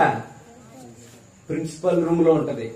ఎవడో 2 కాళ్ళు పైకి ఎత్తటం గాని, నెత్తి మీద చేతులు ఎట్టుకోవటం గాని, పిల్లల్ని గాలి గుల్లేయటం గాని ఇలాంటివి జరగవు. ఆడెవడన్నా తేడాగా వింటున్నాడని వీడికి తెలిసిందనుకో, వీడు జాగ్రత్తగా వెళ్లి బెంచ్ మీదకి తలకాయించి చొక్క గుద్దేతాడు అంతే. అందుకేనే కదా? అంతేనా కాదా? అందుకే కదా పిల్లలకి జాగ్రత్తగా చదువుతుంది. ఒక బోర్డు స్కూల్లో చదివేవాళ్ళు చూడండి, చదువుకోవాలనుకున్న వాడికి చదువు వస్తుంది, అందరికీ రాదు. కానీ ఒక ప్రైవేటు పాఠశాలలో అందరికీ చదువు వస్తుంది. ఎందుకు? బాగా తోముతారు అనమాట అక్కడ. అవునా కదా? మేము కూడా ఏం చేస్తున్నామంటే తోముతున్నామండి. ఆ తోముడు మీకు ఎలా ఉందో తెలుసా? అక్కడేమో మీరు తోమకుండా మీ ఇష్టాన్ని వదిలేస్తారు. వీళ్ళని శత్రువులు చేసుకోవటం ఎందుకులే, వీళ్ళని శత్రువులు చేసుకుంటే క్రిస్మస్ పండక్కి సొన్నమయ్యేళ్ళు పైన తాటాకులు వేయరు. అమ్మ సిస్టర్ గారు మీరు ఎలాగంటే అలాగా, బ్రదర్ మీరు ఎలాగంటే, ఇక్కడ మా పరిస్థితి ఎలాగంటే చెప్పనా, మేము ఎలాగంటే మీరు అలాగా, మీరన్నట్టు మేము అవ్వం. ఎందుకు? మేము అసలు శిశులైన మాస్టర్లు, మీరు మాస్టర్లు కాదని కాదు, వీళ్ళతో మాకు గొడవ ఎందుకని వదిలేశారు మీరు స్టూడెంట్స్ ని. అంతే. మేమేం చేసాం, ఒక అడుగు ముందుకేసి రిస్క్ చేసుకున్నాం. ఏం పెట్టుకున్నాం మీతో మేము గొడవ. ఎందుకీ గొడవ? ఏ విధము చేతనైనా మిమ్మల్ని ఎక్కడికి లాగాలి, పరలోకానికి తీసుకుపోవాలి, మిమ్మల్ని తోవాలి. మిమ్మల్ని మార్కులు తక్కువ వచ్చినాయనుకో, క్లాస్ రూమ్ లో మార్కులు తక్కువ వస్తే ఎవరినంటారు? మాస్టర్ పిలుతాడు పర్సనల్ గా రూమ్ లోకి, మనకు వెళ్తా గొడవ. అరే ఆ లెక్కల మాస్టర్ నువ్వు సార్ రమ్మని అంటాడు. రమ్మనగానే నీకు సగం చెమటలు కారిపోతాయి అక్కడే. ఎందుకు? పాఠాలు సరిగ్గా చెప్పలేదు. ఏరా నీ క్లాస్ ఏట్రా అలాగుంది దరిద్రుడు. ఎవరు తింటారు? ప్రిన్సిపల్. మన ప్రిన్సిపల్, మాకు ప్రిన్సిపల్ ఎవరు? సత్యవాక్యమును సరిగా ఉపదేశించాలి. దేవుని ఎదుట సిగ్గుపడనక్కర్లేని నువ్వు చక్కగా చెప్పలేదు, నిన్ను సిగ్గుపరిచేతానంతే. ఎక్కడ? ఏమంటే ఆయన సిగ్గుపరిస్తే మామూలుగా ఉండదండి. అందుకే మాకు ఈ బాధ. ఇది అర్థమైపోయి కొంచెం కఠినమైనా, కొంచెం ఇబ్బంది అయినా, ఏ విధంగానైనా మిమ్మల్ని కట్టి, మిమ్మల్ని ఒప్పించి, మీకు మంచి మాటలు చెప్పి మిమ్మల్ని ఎక్కడికి తీసుకెళ్లిపోవాలి? పరలోకం తీసుకెళ్లిపోవాలి. మీ వెనకాల ఉన్న సంఘాన్ని కూడా ఎక్కడికి తీసుకొచ్చేయాలి? మీ ద్వారా పరలోకానికి తీసుకొచ్చేయాలి. దేవుడు చెప్తున్నాడు ఈ పరలోకం గురించి. నాయనా నీకు ఓర్పు కావాలి, నీకు పట్టుదల కావాలి. నిజంగా లోకంలో కూడా మనిషి ఏదైనా సాధించాలి అంటే సాధించేవాడికి ఏం కావాలి? పట్టుదల. పట్టుదల ఉన్నాడు గొప్పడయ్యాడా? ఒకరోజు అమెరికాలో చెప్పులు కుట్టుకునేవాడు అమెరికా దేశానికి ఏమైపోయాడు? ప్రెసిడెంట్ అయిపోయాడు. ఎలా అయిపోయాడు? చెప్పులు కుట్టుకునే దగ్గర ఆవిడ ఆలోచనలుంటే జీవితాంతం చెప్పులు పదును పెట్టాడు మెదడుకి. ఏ దారిని వెళితే తాను విన్నవగలడో ఆలోచించాడు. ఆ దారులన్నింటినీ ఊరూరు తిరిగి పచ్చళ్ళు అమ్ముకునేవాడటండి రామోజీ వాళ్ళ నాన్నగారు. ప్రియా పచ్చళ్ళ అధినేత ఉన్నాడు తెలుసా మీకు? రామోజీరావు గారు. వాళ్ళ పచ్చళ్ళు చేయడానికి గల కారణం ఏంటో తెలుసా? ఆ నాన్న ఒక సైకిల్ మీద పచ్చడి డబ్బాలు కట్టుకుని ఊరూరు తిరిగి అమ్ముకునేవాడు, పచ్చళ్ళు అమ్ముకునేవాడు. పచ్చళ్ళు అమ్ముకునేవాడి కొడుకు ఈరోజు కొన్ని కోట్లకు వాడి ఛానల్ లేని భాషలో లోకంలో కూడా ఒక మనిషి గొప్పవాడు కావాలి అంటే వాడికి పట్టుదల అనేది చాలా. ఆ పట్టుదల వెనకాల చాలా శ్రమ ఉంటది, చాలా కష్టం ఉంటది, చాలా బాధ ఉంటది. ఆఖరికి కొన్ని సందర్భాల్లో చచ్చిపోవాలని కూడా వాడు అనుకుంటాడు. అలాంటి ఆలోచన వాడికి వచ్చినా వాటన్నిటినీ దిగమింగుకుని నిలబడితేనే ఆ శ్రమలన్నిటినీ కూడా తనకు అవకాశాలుగా మార్చుకుని ఆ మెట్లన్నీ ఎక్కితేనే వాడనుకున్న స్థానంలో వాడు నిలబడగలడు. నీకు నాకు కూడా ఈ రోజు ఒక నిజం తెలిసింది. అదేంటో తెలుసా? మనం పరలోకం వెళ్ళాలి అని. కానీ ఆ పరలోకం గురించి దేవుడు చెబుతున్నాడు ఏమనో తెలుసా? మనము అనేక శ్రమలు అనుభవించి పరలోక రాజ్యం ప్రవేశించాలి. ఇరుకు ద్వారాన్న పోరాడాలి. మీరంతా పోరాడితే పట్టుదలతో నువ్వు పట్టుకుంటే సాధించదంటూ ఏది లేదు. అందుకు దేవుడు ఒక అద్భుతమైన 2 ఉదాహరణలు చెప్పాడు. ఆ 2 చదువుకుని నిజంగా వాళ్ళు సాధించారు అంటే వాళ్ళ జీవితంలో ఏముందో తెలుసా? వాళ్ళకేముంది? పట్టుదల ఉంది. నిజంగా నువ్వు కూడా పట్టుదలతో ఉంటే నీ పట్టుదలే నిన్ను ఎక్కడికి తీసుకెళ్లిపోద్దో తెలుసా? పరలోకానికి తీసుకెళ్లిపోద్ది. దీనికి ఒక మంచి ఉదాహరణ చెప్పి నేను 2 రెఫరెన్సులు మీకు చూపించి ముగించే ప్రయత్నం చేస్తాను. ఒక స్కూల్లో అందరినీ కూడా టీచర్ ప్రేమించలేదు. ఒకరినో ఇద్దరినో మాత్రమే టీచర్ ఏం చేస్తుంది? ప్రేమిస్తుంది. ఆ ప్రేమించిన వాడిని ఏం చేస్తుందో తెలుసా? అరే ఇటు రారా అంటది. ఎగ్జామ్స్ రాబోస్తున్నాయి కదా, నువ్వేం చేస్తావు తెలుసా? నేను టిక్కు పెట్టినవన్నీ కూడా నువ్వు జాగ్రత్తగా చదువు, తప్పకుండా నువ్వేమైపోతావు. ఏమండి, వీడిని ప్రోత్సహించాలి అనే మనసు టీచర్కి ఎందుకు కలిగిందండి? ఎందుకు కలిగిందో తెలుసా? ఆ క్లాసులో ఉన్న వాళ్ళందరికంటే వాడే బాగా చదువుతాడు. వాడెప్పుడైతే బాగా చదువుతున్నాడో టీచర్కి ఏమని మనసు కలిగిందో తెలుసా? ఏమైనా సరే వీడిని మనం ఏం చేయాలి? పాస్ చేయాలి. అలా పాస్ చేయటం కొరకు తానుకు తెలిసినవన్నీ కూడా వాడికి చెప్తుంది. అంటే పాస్ అవ్వాలన్నాడు పొంది ఆడికి బోధిస్తున్న టీచర్ కూడా వాడి ఎడలు ఏం కలిగి ఉంది? ఇప్పుడు పట్టుదల. ఈరోజు ప్రియ సహోదరి సహోదరుడా, పరలోకం వెళ్ళాలనే ఆశ నీకుంటే గనక ఖచ్చితంగా అది అరకొరగా కాదు, పట్టుదలతో నువ్వు పరలోకం వెళ్ళాలనే ఆలోచనతో నువ్వుంటే ఆ పట్టుదలకి నీకు ఖచ్చితంగా నీ దేవుడు నీకేమిస్తాడో తెలుసా? పరలోకం ఇస్తాడు. అందుకే ఆయన ఈ మాటలు రాశాడు. చూద్దాం ఏం రాశాడు ఆయన. లోకాసు వార్త 11వ అధ్యాయము 5వ వచనం నుంచి చదువుకుందాం. లోకాసు వార్త 11వ అధ్యాయము 5వ వచనం నుంచి.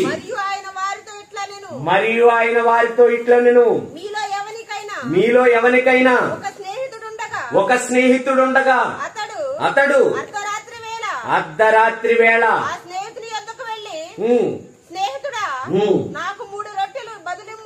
నాకు 3 రొట్టెలు బదులు కావాలి స్నేహితుడా. ఆ స్నేహితుడు నా స్నేహితుడు ప్రయాణము చేయించు మార్గములో నా యొద్దకు వచ్చి ఉన్నాడు.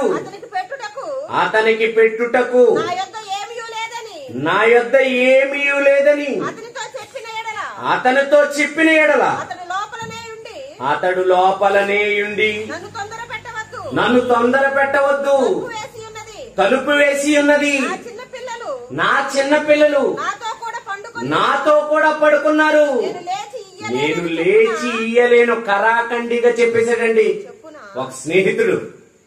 ఏమని?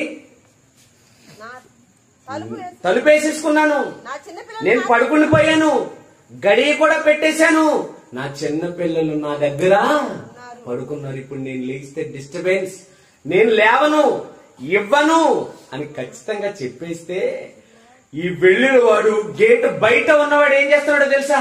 మీరు కిందకి చదువుకుంటే సిగ్గుమాలి ఏం చేశాడంట? సిగ్గుమాలి మాటి మాటికి అడుగుచున్నందున అతడు లేచి అతని స్నేహితుడికి కావలసినవన్నీ. అంతేనా?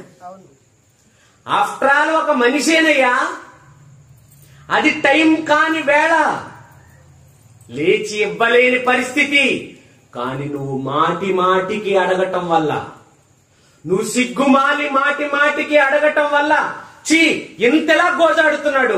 నేను లేచి ఇవ్వకపోతే తనకు కావలసినవన్నీ నేను చాలా చెడ్డవాడిని అనిపించుకుంటాను, కనుక నేనేం చేయాలి?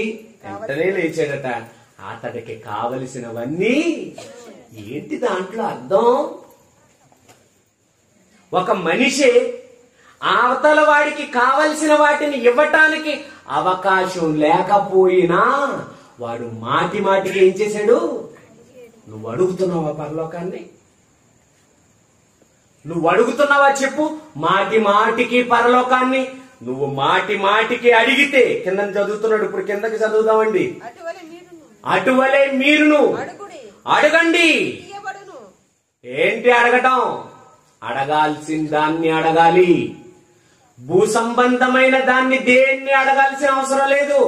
ఇక్కడ మీకు అక్కరగా ఉన్నవన్నీ మీ పరలోకపు తండ్రికి నువ్వు అడిగితేనే గాని ఇవ్వలేనిది ఒకటి ఉంది. అదేంటో తెలుసా? పరలోకం. నువ్వు అడగాలి దాన్ని, వెతకాలి దాన్ని, తట్టాలి దాన్ని, నీకు నువ్వే కనుగొనాలి దాన్ని. ఆ వెతకలాటలో, ఆ తట్టటంలో, ఆ ప్రయాస, ఆ పట్టుదల నీకు కనబడాలి. అడగండి. ఎప్పటి వరకు అడగాలట? పట్టు వదలక ఇచ్చేదాకా అడిగాడా లేదా? నువ్వు అడుగుతున్నావా? పరలోకాన్ని పొందేదాకా అడగాలి. నువ్వు వెతుకుడి మీకు దొరికేదాకా వెతకాలి. దొరికేదాకా వెతకాలంటే ఏం చేయాలి? పట్టుదల ఉండాలా వద్దా? కనపట్లేదని వచ్చేస్తే నీకు అది దొరకదు. తట్టుడి మీకు తీసేదాకా తట్టాలి. తీసేదాకా తట్టాలంటే ఎవరింటికన్నా వెళ్ళాం, గేట్ 2 సార్లు కొట్టాం, తీయలేదు, ఏం చేస్తాం? వెళ్ళిపోతాం. ఆ ఇంట్లో ప్రవేశించలేం కదా. వచ్చిన పని అవదగా. ఏదన్నా పోగొట్టుకున్నాం, దాన్ని వెతికేదాకా నువ్వేం చేయాలి? దొరికేదాకా వెతకాలి. పరలోకం దొరికేదాకా వెతకాలి. పరలోకం దొరికేదాకా నువ్వేం చేయాలి? వెతుకుతున్నారా? అడుగుడి మీకు ఇచ్చేదాకా అడగాలి. దొరికేదాకా అడగాలి, ఇచ్చేదాకా అడగాలి. ఇంకోటి తీసేదాకా తట్టాలి. ఇవన్నీ జరగాలంటే నీలో ఏముండాలి? వాడు సిగ్గుమాలి మాటి మాటికి ఏం చేశాడట? ప్లీజ్ నువ్వు ఇవ్వాలి. ఇక నువ్వే దిక్కు. స్నేహితుడా, నా స్నేహితుడు వచ్చాడు. స్నేహితుడు అయిన నువ్వే నాకు ఉపకారం చేయకపోతే ఈ రాత్రి వేళ ఎవరు నాకు? ఇంకెన్నో చదువుతున్నాడు బయటుండి, నువ్వు కూడా చదవాలి. ఎవరికి? దేవుడికి. ఏం కావాలంటే మరి నువ్వేమంటావు? నువ్వు చదువుతున్నావా? నువ్వు తడుతున్నావా? నువ్వు వెతుకుతున్నావా? లేదు. ఇంకో ఉపమానం కూడా చెప్పాడు చూడండి. లూకాసు వార్త 18వ అధ్యాయము. లూకాసు వార్త 18వ అధ్యాయము 1వ వచనం నుండి. వారు విసుకక నిత్యము ప్రార్థన చేయవలెనని చెప్పుటకు ఆయన వారితో ఈ ఉపమానం చెప్పాడు. దేవునికి భయపడకయు మనిషి. ఒక మహానుభావుడు ఉన్నాడటండి. ఈ క్యారెక్టర్ ఏంటో తెలుసా? దేవుడికి భయపడ్డు, మనుషులను లక్ష్య పెట్టడట. అలాంటోడు ఒకడున్నాడు. అలాంటోడు ఒకరి దగ్గరికి వెధవరాలు వెళ్ళిందటండి. దేనికోసం? ఆమె అతని దగ్గరకు తరచుగా వచ్చి నా ప్రతివాదికిని నాకును న్యాయము తీర్చుమని అడుగుచూ వచ్చెను గాని అతడు కొంతకాలమే ఒప్పుకోలేదటండి. తరువాత అతడు నేను దేవునికి భయపడకయు మనుషులను లక్ష్య పెట్టకయు ఉండినను ఈ వెధవరాలు నన్ను ఏం చేస్తుంది? తొందర పెట్టుచున్నది గనుక ఆమె మాటి మాటికి వచ్చి. ఒక వెధవరాలు ఒక న్యాయాధిపతి దగ్గర న్యాయం తీర్చుకోవడానికి, న్యాయం జరిగేంత వరకు ఏం చేస్తుంది? పోరాడుతుంది. నీకు పరలోకం దక్కేదాకా నువ్వు పోరాడగలవా ప్రియ సహోదరి సహోదరుడా? పరలోకం వచ్చే వరకు పోరాడాలి. నువ్వు పరలోకం వచ్చే వరకు పోరాడాలి అంటే నీలో చాలా పట్టుదల కావాలి. ఫిబ్రవరికి రాసిన పత్రిక 10వ అధ్యాయము 36వ వచనం. ఫిబ్రవరికి రాసిన పత్రిక 10వ అధ్యాయము 36వ వచనం.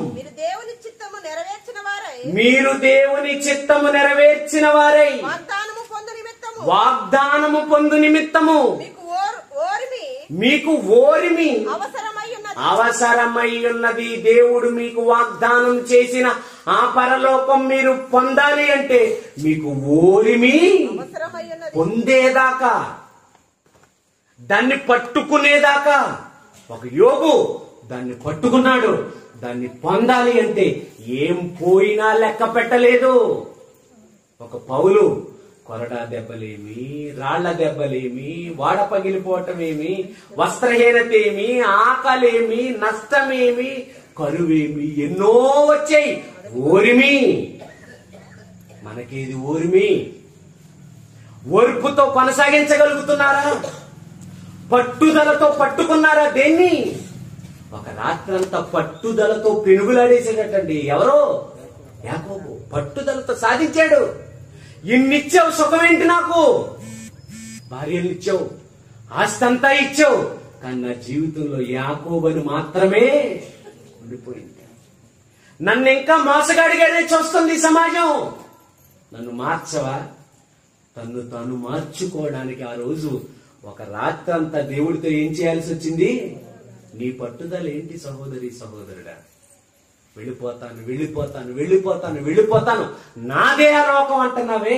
ఆ లోకం కోసం వచ్చిన వారు, ఆ లోకం కావాలనుకున్న వారు, ఆ లోకం కోసం నియమించబడిన వారు ఎన్ని శ్రమలు, ఎన్ని బాధలు అంతము వరకు సహించారు వాళ్ళందరూ.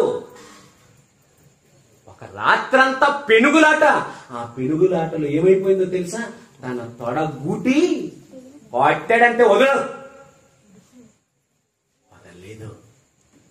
నువ్వు నన్ను మార్చితేనే గాని, నా జీవితాన్ని మార్చేస్తేనే గాని నేను వదలను నిన్ను. పట్టుదల, జీవితం మారేంత వరకు పట్టుదల, పరలోకం దక్కేంత వరకు పట్టుదల ఉందా? ఒక పౌల్లో ఉందండి. తిమోతికి రాసిన 2వ పత్రిక 4వ అధ్యాయము 7వ వచనం. తిమోతికి రాసిన 2వ పత్రిక 4వ అధ్యాయము 7వ వచనం. మంచి పోరాటము పోరాడి తిని, మధ్యలో వదిలేయలేదు, మధ్యలో అల్ప విశ్వాసం రాలేదు, మధ్యలో నేను దేవుడికి దూరం అయిపోలేదు. నా పోరాటం దేనికోసం? ఏది దక్కించుకోవాలని నేను వచ్చాను ఆ మహానుభావుడి దగ్గరికి. అది నాకు దక్కేసింది. ఒక యేసు కూడా అదే ఇచ్చాడు. చేయుటకు నీవు నాకు ఇచ్చిన పనిని నేను సంపూర్ణముగా చేసి భూమి మీద నిన్ను మహిమపరిచిన ప్రకారము దేవా నీ చిత్తము నెరవేర్చి ఇప్పుడు నీ దగ్గరకు. మీరు నెరవేర్చారా? మీరు పట్టుదలతో బ్రతుకుతున్నారా? చెబుతున్నాడు, మంచి పోరాటము పోరాడి తిని నా పరుగు అలా తీర్చేయాలంతే. ముగించాలి అంటే ఏం చేయాలి?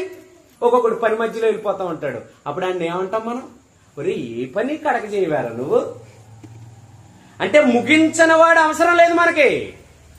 మంచి పోరాటము పోరాడి తిని నా పరుగు కడముట్టించి తిని విశ్వాసమును కాపాడుకుంటుని ఇక మీదట నా కొరకు. అది పట్టుదలతో సాధించాడు. ఆయన పట్టు విడిచిపోవడానికి ఎన్నో శ్రమలు అనుభవించాడు. అది మీరు కొరింథీయులకు రాసిన 2వ పత్రిక 11వ అధ్యాయంలో మీరు చదువుకుంటే 23 నుంచి 28 వరకు మీరు చదువుకుంటే అక్కడ ఎంత శ్రమలు కోర్చాడో అన్ని శ్రమలలో కూడా ఆయన ఏం వదలలేదు తెలుసా? పట్టు వదలలేదు. మీరు కూడా పట్టు వదలని ఒక పౌలు జీవ కిరీటాన్ని పొందేశాడు. మీరు కూడా పట్టుదలతో ఉంటే మీకేమొస్తుంది? పరలోకం వస్తుంది. మీ పట్టుదల మధ్యలో వదిలేస్తే మిమ్మల్ని నేనేమీ చేయలేను.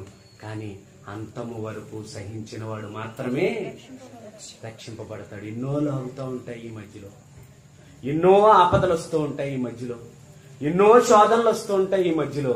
కానీ వాటన్నిటిని మీరేం చేయకండి, లెక్క పెట్టకండి. వాటన్నిటిని పక్కకు తోసేయండి.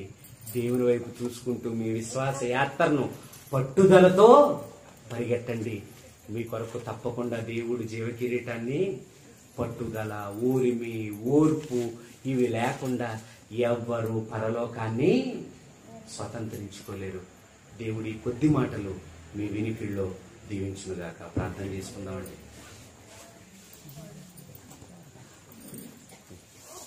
ప్రియమైన తండ్రి, మీ ప్రియమైన పిల్లలు మీరు ప్రేమించి శ్రేష్టమైన సంగతులు వారికి మీరు అందించారు. అందును బట్టి మీకు వందనములు తెలియజేస్తుంది. పరలోకం పట్టుదలతో సాధించాలి అని, ఆ పట్టుదలతోనే ఎందరో భక్తులు మీ కొరకు బ్రతికారని ఎన్నో విషయాలు మేము ఆలోచించిన విషయాలన్నిటినీ నీ ప్రియమైన పిల్లల వారి మనసులో ముద్రించుకుని భద్రపరుచుకుని తండ్రి పట్టుదలతో తమ విశ్వాస యాత్రను సాగిస్తూ మీ కొరకు నమ్మకంగా యథార్థవంతులుగా బ్రతికే తండ్రి ప్రసాదించారు. ఈ సమావేశానికి విచ్చేసిన దైవజనులు, సంఘ విశ్వాసులు అందరినీ మీరు దీవించండి. ఎంతో కష్టముతో, ఎంతో భారముతో, ఎంతో ఓర్పుతో, ఎంతో పట్టుదలతో ఈ పనిని కొనసాగిస్తున్నారు. మీ కుమారులు, మా ప్రియులు సహోదరులు మైకిల్ గారిని, వారి కుటుంబాన్ని మీరు జ్ఞాపకం చేసుకున్నారు. వారి అవసరతలన్నిటినీ మీరు తీర్చండి. వారు మీ కొరకు ఏమైతే ఆలోచిస్తున్నారో ఆ ఆలోచనలన్నిటినీ సఫలం చేయండి. రాబోతున్న దినాలలో ఇంకా గొప్పగా నీ కుమారుడు వాడబడగలగడానికి మీ కృపను ఆయనకి విస్తరింప చేసి మీ జ్ఞానంతో నింపవలసిందిగా కోరుకుంటూ, వచ్చిన ప్రతి బిడ్డను కూడా మీరు దీవించి ఆశీర్వదించి వారి లోటుపాట్లన్నింటినీ తీసివేసి సమృద్ధికరమైన జీవితాన్ని దయచేసి ఆ మహాలోకాన్ని స్వతంత్రించుకునే భాగ్యం నీ పిల్లలందరికీ ఇవ్వవలసిందిగా కోరుకుంటూ, తండ్రి సమస్త విధాలుగా మీరు మా అందరికీ తోడుగా ఉండి మీ మహిమలో మీరు మా అందరికీ పాలు ఇవ్వవలసిందిగా కోరుకుంటూ యేసు వారి పరిశుద్ధ నామాన్ని ప్రార్థన అడుగుతున్నాము తండ్రి. ఆమేన్. తండ్రి దేవుని ప్రేమ, ప్రభువైన యేసుక్రీస్తు వారి కృప, పరిశుద్ధాత్మ యొక్క అన్యోన్య సహవాసము సన్నిధి ఇప్పుడు ఎల్లప్పుడూ మనందరికీ